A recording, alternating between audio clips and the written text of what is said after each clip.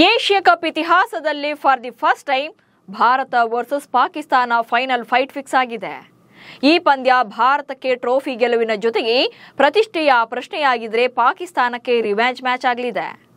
ಅಷ್ಟಕ್ಕೂ ಭಾರತಕ್ಕೆ ಈ ಪಂದ್ಯ ಅದೆಷ್ಟು ಮುಖ್ಯ? ಪಾಕಿಸ್ತಾನದ ಪ್ಲೇಯರ್ಗಳು ಗೆದ್ದೇ ಗೆಲ್ತೀವಿ ಅಂತಿರೋದು ಯಾಕೆ?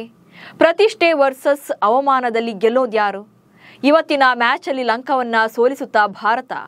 ಈ ಬಗ್ಗೆ ಕಂಪ್ಲೀಟ್ ಆದಂಥ ಮಾಹಿತಿಯನ್ನು ನೀಡ್ತೇನೆ. ನಾನು ಶಾಂತ. ನೀವು ಸುದ್ದಿಯಾನದ ಸಬ್ಸ್ಕ್ರೈಬರ್ ಆಗೋದಕ್ಕೆ ಮರಿಬೇಡಿ.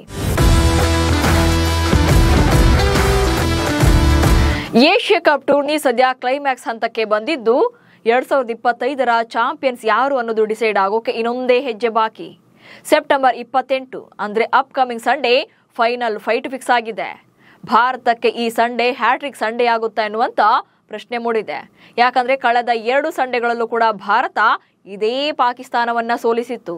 ಸೆಪ್ಟೆಂಬರ್ 14ರಂದು ಲೀಗ್ ಹಂತದ ಮ್ಯಾಚ್ ಅಲ್ಲಿ ಮೊದಲ ಬಾರಿಗೆ ಸೋಲಿನ ರುಚಿ ತೋರಿಸಿದ್ರೆ, ಸೆಪ್ಟೆಂಬರ್ 21ರಂದು ಸೂಪರ್ 4 ಹಂತದ ಪಂದ್ಯದಲ್ಲಿ ಗೆದ್ದು ಬಿಗಿತ್ತು. ಇದೀಗ 3ನೇ ಬಾರಿ ಅಂದ್ರೆ ಸೆಪ್ಟೆಂಬರ್ 28ಕ್ಕೆ ಮತ್ತೊಂದು ಸಂಡೇ ಅದೇ ಪಾಕಿಸ್ತಾನದ ಎದುರು ಮುಖಾಮುಖಿ ಆಗ್ತಿದೆ. ಭಾರತಕ್ಕೆ ಪಾಕಿಸ್ತಾನವೇ ಮತ್ತೊಮ್ಮೆ ಎದುರಾಳಿಯಾಗಿದೆ. ಟೂರ್ನಿಯಲ್ಲಿ ಇನ್ನೂ ಒಂದು ಪಂದ್ಯ ಬಾಕಿ ಇರುವಂತೆಯೇ ಭಾರತ ಅಜೇಯವಾಗಿ ಫೈನಲ್ ಟಿಕೆಟ್ ಅನ್ನು ಪಡ್ಕೊಂಡಿತ್ತು. ಇತ್ತ ಗುರುವಾರ ಡೂ ಆರ್ ಡೈ ಮ್ಯಾಚ್ ಅಲ್ಲಿ ಬಾಂಗ್ಲಾದೇಶವನ್ನ ಮಣಿಸುವ ಮೂಲಕ ಪಾಕಿಸ್ತಾನ ಕೂಡ ಫಿನಾಲೆಗೆ ಅರ್ಹತೆ ಪಡ್ಕೊಂಡಿದೆ. ಸೊ ಅಲ್ಲಿಗೆ ಭಾನುವಾರ ಮತ್ತೊಂದು ಹೈ ವೋಲ್ಟೇಜ್ ಕಾಳಗ ನಡೆಯಲಿದೆ. ಬಾಂಗ್ಲಾದೇಶವನ್ನ ಮಣಿಸಿ ಫಿನಾಲೆ ಟಿಕೆಟ್ ಪಡೆದ ಪಾಕ್.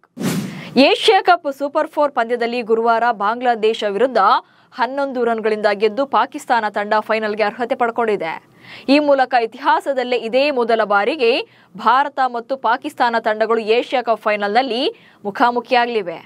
ಈ ಮ್ಯಾಚ್ ಅಲ್ಲಿ ಮೊದಲು ಬ್ಯಾಟಿಂಗ್ ಮಾಡಿದಂತ ಪಾಕಿಸ್ತಾನ 20 ಓವರ್ಗಳಲ್ಲಿ 8 ವಿಕೆಟ್ ನಷ್ಟಕ್ಕೆ 135 ರನ್ಗಳನ್ನ ಕಲೆ ಹಾಕಿತ್ತು. ಬಾಂಗ್ಲಾ ವಿರುದ್ಧದ ಮ್ಯಾಚ್ ಅಲ್ಲಿ 136 ರನ್ಗಳ ಟಾರ್ಗೆಟ್ ಅನ್ನ ಬೆನ್ನತ್ತಿದಂತ ಬಾಂಗ್ಲಾ 20 ಓವರ್ಗಳಲ್ಲಿ 124 ರನ್ ಗಳಿಸೋಕಷ್ಟೇ ಸಾಧ್ಯವಾಯಿತು. ಈ ಮೂಲಕ 11 ರನ್ಗಳಿಂದ ಬಾಂಗ್ಲಾವನ್ನ ಸೋಲಿಸಿರುವಂತಹ ಪಾಕಿಸ್ತಾನ ಫಿನಾಲೆಗೆ ಲಗ್ಗೆ ಇಟ್ಟಿದೆ. ಏಷ್ಯಾ ಕಪ್ ಇತಿಹಾಸದಲ್ಲಿ ಫಸ್ಟ್, ಪ್ರಸ್ತುತ 3ನೇ ಸಲ ಫೈಟ್.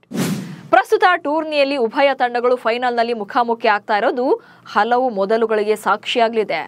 ಏಷ್ಯಾ ಕಪ್ನ ಇತಿಹಾಸದಲ್ಲಿ ಈ ಎರಡೂ ತಂಡಗಳು ಪ್ರಶಸ್ತಿ ಸುತ್ತಿನಲ್ಲಿ ಹೋರಾಡ್ತಾ ಇರೋದು ಇದೇ ಮೊದಲು. ಈ ಆವೃತ್ತಿಯಲ್ಲಿ ಉಭಯ ತಂಡಗಳು ಈಗಾಗಲೇ 2 ಬಾರಿ ಮುಖಾಮುಖಿಯಾಗಿವೆ. ದುಬೈ ಅಂತಾರಾಷ್ಟ್ರೀಯ ಕ್ರಿಕೆಟ್ ಕ್ರೀಡಾಂಗಣದಲ್ಲಿ ನಡೆದ 2 ಪಂದ್ಯಗಳಲ್ಲೂ ಕೂಡ ಟೀಂ ಇಂಡಿಯಾ ಗೆಲುವನ್ನ ಸಾಧಿಸಿತ್ತು. ಆದ್ರೆ ಈಗ ಫೈನಲ್ ಮ್ಯಾಚ್ ಆಗಿರೋದ್ರಿಂದ ಸೂರ್ಯಕುಮಾರ್ ಯಾದವ್ ಮತ್ತು ಸಲ್ಮಾನ್ ಅಲಿ ಅಘಾ ತಂಡಗಳಿಗೆ ಇದು ಪ್ರತಿಷ್ಠೆಯ ಪ್ರಶ್ನೆ ಕೂಡ ಆಗಲಿದೆ. ಮಸ್ಟ್ ಅಂಡ್ ಶುಡ್ ಗೆಲ್ಲಲೇಬೇಕು ಎನ್ನುವಂತಹ ಮೈಂಡ್ ಸೆಟ್ ನಲ್ಲೇ ಕಣಕ್ಕಿಳಿತಾರೆ. ಯಾಕಂದ್ರೆ ಉಭಯ ತಂಡಗಳ ಆಟಗಾರರಿಗೆ ಇದು ಬರೀ ಸೋಲು ಗೆಲುವಿನ ಅಥವಾ ಒಂದು ಪಂದ್ಯದ ಪ್ರಶ್ನೆಯಲ್ಲ, 2 ರಾಷ್ಟ್ರಗಳ ನಡುವಿನ ಪ್ರತಿಷ್ಠೆ ವಿಚಾರ ಕೂಡ ಆಗಲಿದೆ. 41 ವರ್ಷಗಳ ಬಳಿಕ ಇತಿಹಾಸ ಸೃಷ್ಟಿಸೋದ್ಯಾರು? ಏಷ್ಯಾ ಕಪ್ ಪಂದ್ಯಾವಳಿ ಆರಂಭವಾಗಿ 41 ವರ್ಷಗಳೇ ಕಳೆದರೂ ಕೂಡ ಭಾರತ ಮತ್ತು ಪಾಕಿಸ್ತಾನ ತಂಡಗಳು ಫೈನಲ್ ಅಲ್ಲಿ ಒಂದೇ ಒಂದ್ಸಲ ಕೂಡ ಮುಖಾಮುಖಿ ಆಗಿರಲಿಲ್ಲ. ಆದ್ರೆ ಈ ಬಾರಿ ಪ್ರಶಸ್ತಿ ಸುತ್ತಿಗೆ ಲಗ್ಗೆ ಇಟ್ಟಿದ್ದಾರೆ. ಈ ಪಂದ್ಯ ಐತಿಹಾಸಿಕ ಮಹತ್ವ ಕೂಡ ಪಡ್ಕೊಳ್ತಾ ಇದೆ. ಈ ಟೂರ್ನಿಯಲ್ಲಿ ಟೀಂ ಇಂಡಿಯಾ ಅಕ್ಷರಶಃ ಅಬ್ಬರಿಸ್ತಾ ಇದೆ. ತಾನು ಆಡಿರುವಂತ 5ಕ್ಕೆ 5 ಪಂದ್ಯಗಳಲ್ಲೂ ಕೂಡ ಅತ್ಯದ್ಭುತ ಗೆಲುವನ್ನ ಸಾಧಿಸಿ ಒಂದೂ ಪಂದ್ಯವನ್ನ ಸೋಲದೆ ಫೈನಲ್ಗೆ ಲಗ್ಗೆ ಇಟ್ಟಿದೆ.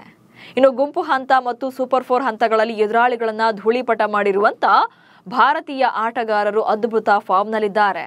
ಸೊ ಬ್ಯಾಟಿಂಗ್ ಅಂಡ್ ಬೌಲಿಂಗ್ ಎರಡರಲ್ಲೂ ಕೂಡ ಬ್ಯಾಲೆನ್ಸ್ಡ್ ಪ್ರದರ್ಶನ ನೀಡುತ್ತಿದ್ದಾರೆ. ಆದರೆ ಪಾಕಿಸ್ತಾನ 6 ಪಂದ್ಯಗಳ ಪೈಕಿ 2ರಲ್ಲಿ ಸೋಲನ್ನ ಕಂಡಿದೆ. ಆ 2 ಸಲ ಸೋಲುಗಳನ್ನ ಕಂಡಿರೋದು ಕೂಡ ಭಾರತದ ಎದುರೇ. ಇನ್ನು ಉಭಯ ರಾಷ್ಟ್ರಗಳ ಕಳೆದ 5 T20 ಪಂದ್ಯಗಳ ಪೈಕಿ ಭಾರತ 5ಕ್ಕೆ 5ರಲ್ಲೂ ಕೂಡ ಗೆದ್ದು ಕಂಪ್ಲೀಟ್ ಡಾಮಿನೇಟ್ ಮಾಡ್ತಾ ಇದೆ. ಇನ್ನು ಫೈನಲ್ ಪಂದ್ಯಕ್ಕೂ ಮುನ್ನ ಭಾರತ ಲಂಕಾ ವಿರುದ್ಧ ಮತ್ತೊಂದು ಮ್ಯಾಚ್ಗಾಗಿ ಇವತ್ತು ಕಣಕ್ಕಿಳಿಯಲಿದೆ. ಲಂಕಾವನ್ನ ಮಣಿಸಿ ಅಜೇಯವಾಗಿ ಫಿನಾಲೆ ಸೇರುತ್ತಾ ಭಾರತ. ಟೀಂ ಇಂಡಿಯಾ ಈಗ ಆಲ್ರೆಡಿ ಏಷ್ಯಾ ಕಪ್ ಟೂರ್ನಿ ಫೈನಲ್ಗೆ ಅರ್ಹತೆಯನ್ನು ಪಡ್ಕೊಂಡಿದೆ. ಆದರೆ ಅದಕ್ಕೂ ಮುನ್ನ ಸೂಪರ್ 4 ಹಂತದಲ್ಲಿ ಶ್ರೀಲಂಕಾ ವಿರುದ್ಧ ಇನ್ನೊಂದು ಮ್ಯಾಚ್ ಆಡಬೇಕಿದೆ. ಇವತ್ತು ದುಬೈ ಅಂತಾರಾಷ್ಟ್ರೀಯ ಕ್ರಿಕೆಟ್ ಕ್ರೀಡಾಂಗಣದಲ್ಲಿ ಮ್ಯಾಚ್ ನಡೆಯಲಿದ್ದು, ಫಿನಾಲೆಗೂ ಮುನ್ನ ಭಾರತಕ್ಕೆ ಒಂದು ರೀತಿಯ ವಾರ್ಮ್ ಅಪ್ ಮ್ಯಾಚ್ ಇದ್ದಂತಾಗುತ್ತೆ. ಮತ್ತೊಂದು ಕಡೆ ಲಂಕಾ ಈಗಾಗಲೇ ಹೊರಬಿದ್ದಿರೋದ್ರಿಂದ ಇದು ಕೊನೆಯ ಪಂದ್ಯವನ್ನು ಆಡೋ ಮೂಲಕ ಅವರು ಏಷ್ಯಾ ಕಪ್ ಅಭಿಯಾನವನ್ನ ಮುಗಿಸ್ತಾರೆ. ಭಾರತ ಮತ್ತು ಶ್ರೀಲಂಕಾ ತಂಡಗಳು ಇಲ್ಲಿವರೆಗೆ ಒಟ್ಟು 31 ಸಲ T20 ಪಂದ್ಯಗಳನ್ನಾಡಿವೆ. ಈ ಪೈಕಿ ಭಾರತ 21 ಪಂದ್ಯಗಳನ್ನ ಗೆದ್ದುಕೊಂಡ್ರೆ ಶ್ರೀಲಂಕಾ ತಂಡ 9 ಪಂದ್ಯಗಳಲ್ಲಿ ಗೆಲುವನ್ನ ಸಾಧಿಸಿದೆ. ಇನ್ನು ಈ ಅಂಕಿಅಂಶಗಳನ್ನ ನೋಡ್ತಾ ಇದ್ರೆ ಭಾರತವೇ ಶ್ರೀಲಂಕಾಗಿಂತ ಬಲಿಷ್ಠವಾಗಿದೆ ಅನ್ನೋದು ಇಲ್ಲಿ ಗೊತ್ತಾಗುತ್ತೆ. ಜೊತೆಗೆ ಇಂದಿನ ಪಂದ್ಯವನ್ನ ಗೆಲ್ಲುವಂತ ಫೇವರೇಟ್ ಟೀಮ್ ಕೂಡ ಆಗಿದೆ. ಈ ಪಂದ್ಯವನ್ನು ಕೂಡ ಗೆದ್ದು ಅಜೇಯವಾಗಿ ಫಿನಾಲಿಗೆ ಲಗ್ಗೆ ಇಡೋಕೆ ಭಾರತ ನೋಡ್ತಾ ಇದೆ. ಇನ್ನು ಇವತ್ತಿನ ಪಂದ್ಯಕ್ಕೆ ಪ್ಲೇಯಿಂಗ್ 11 ನಲ್ಲಿ ಯಾವುದೇ ಬದಲಾವಣೆ ಮಾಡದೇ ಇದ್ರೂ ಕೂಡ ಬ್ಯಾಟಿಂಗ್ ಆರ್ಡರ್ ನಲ್ಲಿ ಮತ್ತೆ ಎಕ್ಸ್ಪೆರಿಮೆಂಟ್ ಮಾಡ್ತಾರಾ ಅನ್ನುವಂತ ಪ್ರಶ್ನೆ ಕಾಡ್ತಾ ಇದೆ.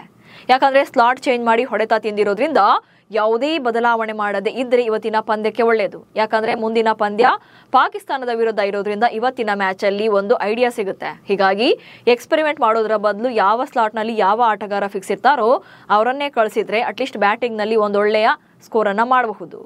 ಒಟ್ನಲ್ಲಿ ಭಾರತ ವರ್ಸಸ್ ಪಾಕಿಸ್ತಾನ ನಡುವಿನ ಪಂದ್ಯ ಅಂದ್ರೆ ಅದು ಕೇವಲ ಪಂದ್ಯವಾಗಿ ಉಳಿಯೋದಿಲ್ಲ. ಎರಡೂ ದೇಶಗಳ ಪ್ರತಿಷ್ಠೆಯ ಫೈಟ್ ಆಗುತ್ತೆ. ಆಟಗಾರರ ಮೇಲೆ ಪ್ರೆಷರ್ ಕೂಡ ಇರುತ್ತೆ. ಸಣ್ಣ ಸಣ್ಣ ಮಿಸ್ಟೇಕ್ಸ್ ಕೂಡ ಪಂದ್ಯದ ಫಲಿತಾಂಶವನ್ನೇ ಬದಲಿಸುವಂತ ಸಾಧ್ಯತೆಗಳಿರ್ತವೆ. ಈಗ ಆಲ್ರೆಡಿ ಎರಡೂ ಪಂದ್ಯಗಳನ್ನ ಭಾರತ ಗೆದ್ದಿರೋದ್ರಿಂದ ಈ ಮ್ಯಾಚ್ ಅಲ್ಲೂ ಕೂಡ ಭಾರತವೇ ಗೆಲ್ಲುವಂತ ಚಾನ್ಸಸ್ ಇದೆ. ಹಾಗಂತ ಫೈನಲ್ ಫೈಟ್ ನಲ್ಲಿ ಪಾಕಿಸ್ತಾನವನ್ನ ಕೇರ್ಲೆಸ್ ಮಾಡೋಕ್ಕೂ ಕೂಡ ಸಾಧ್ಯವಾಗೋದಿಲ್ಲ. ಓವರ್ ಕಾನ್ಫಿಡೆನ್ಸ್ ಬೇಡವಾಗುತ್ತೆ. ಸೊ ಯಾಕಂದ್ರೆ ಕಳೆದ ಎರಡೂ ಪಂದ್ಯಗಳಲ್ಲೂ ಅವಮಾನಕ್ಕೊಳಗಾಗಿರುವಂತ ಪಾಕಿಸ್ತಾನ ಫೈನಲ್ ಸುತ್ತಿನಲ್ಲಾದ್ರೂ ಗೆದ್ದು ಸೇಡನ್ನ ತೀರಿಸಿಕೊಳ್ಳೋಕೆ ಎದುರು ನೋಡ್ತಾ ಇದೆ. ಆದ್ರೆ ಪಾಕಿಸ್ತಾನಕ್ಕೆ ಅಂತ ಅವಕಾಶವನ್ನ ಕೊಡಲೇಬಾರದು. ಹ್ಯಾಟ್ರಿಕ್ ಗೆಲುವಿನ ಮೂಲಕ ಈ ಸಲ ಕೂಡ ಟ್ರೋಫಿಗೆ ಮುತ್ತಿಟ್ಟು ಹಾಲಿ ಚಾಂಪಿಯನ್ಶಿಪ್ನ ಹಾಗೆ ಕಂಟಿನ್ಯೂ ಮಾಡಬೇಕಿದೆ ಭಾರತ. ನಮಸ್ಕಾರ.